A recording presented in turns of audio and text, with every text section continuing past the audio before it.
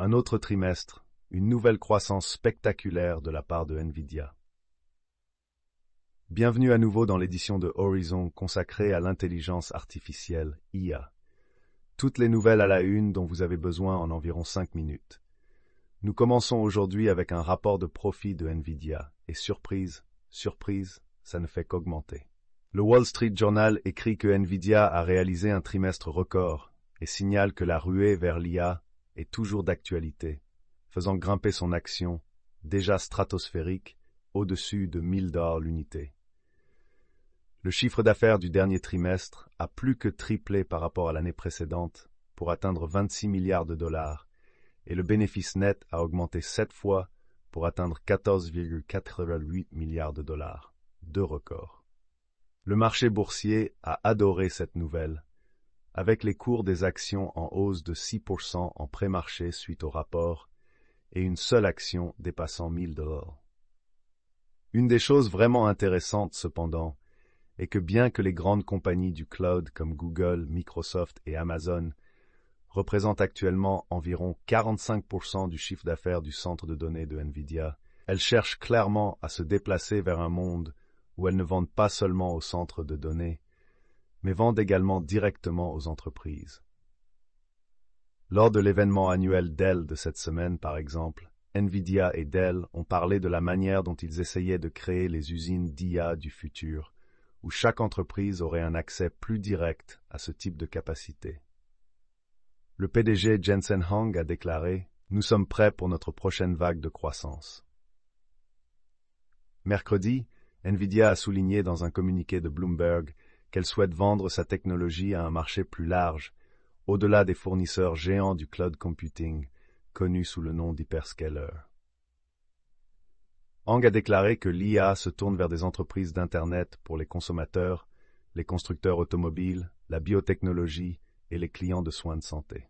Le déploiement à grande échelle des puces Nvidia par Tesla d'Elon Musk est un signe de cette expansion. Huang a déclaré « Cela reste un défi pour Nvidia de suivre la demande.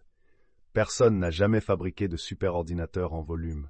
Nous faisons de notre mieux. » Un autre point intéressant souligné par The Verge était que Nvidia va maintenant fabriquer de nouvelles puces d'IA tous les ans.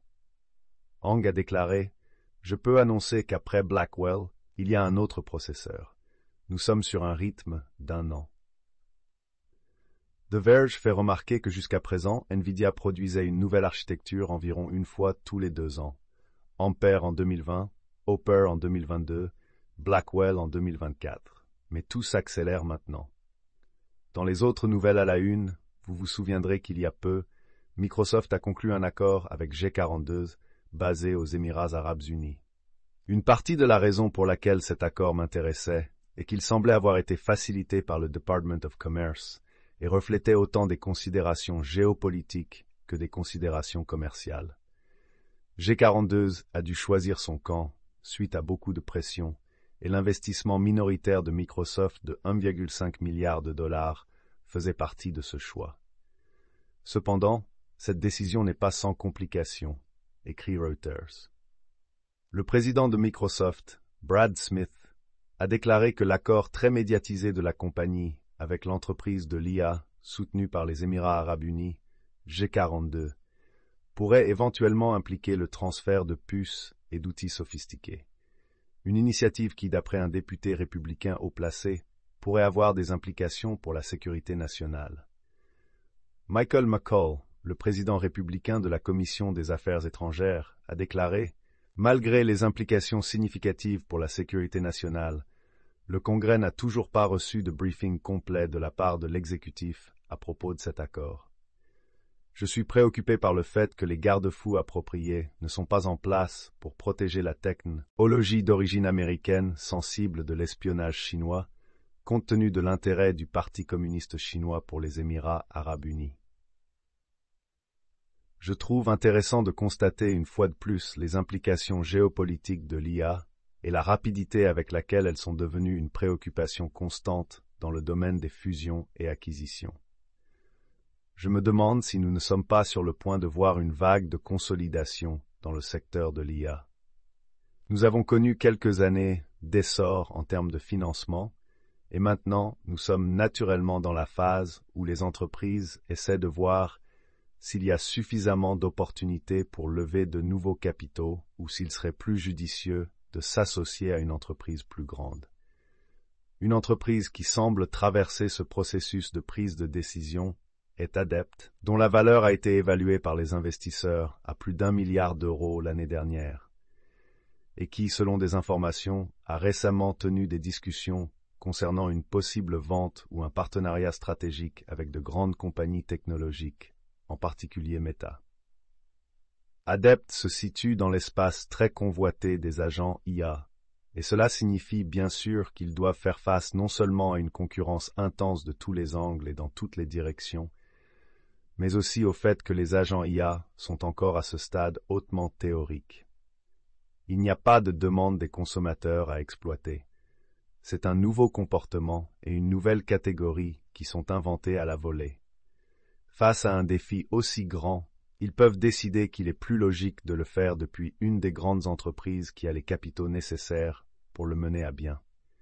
Et en parlant de grandes entreprises, dans ce qui ne surprendra personne, Amazon prévoirait de donner à Alexa une mise à niveau IA ainsi qu'une redevance mensuelle.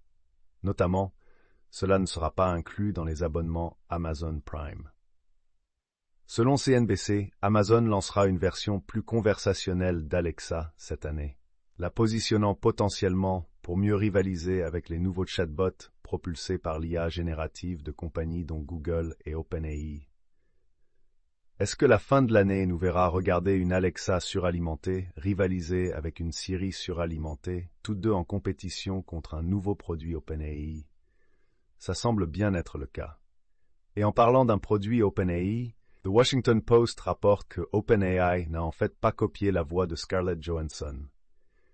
Ils écrivent que lorsque OpenAI a lancé un appel à casting en mai dernier pour un projet secret visant à doter le populaire chat GPT d'OpenAI d'une voix humaine, le prospectus avait plusieurs demandes.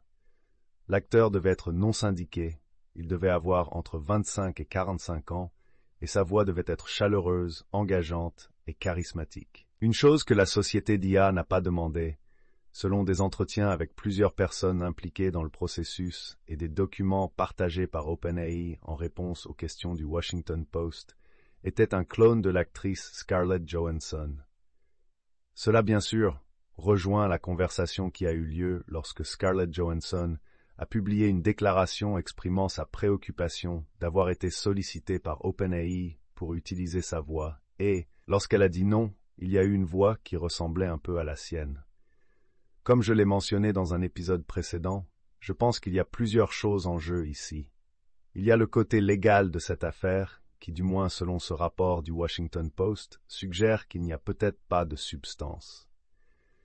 Il y a aussi la question plus large de l'apparence et de la confiance du public ou de son absence envers Sam Altman et OpenAI. Cependant, c'est tout pour les nouvelles du jour. Restez à l'écoute pour l'épisode principal de Horizon.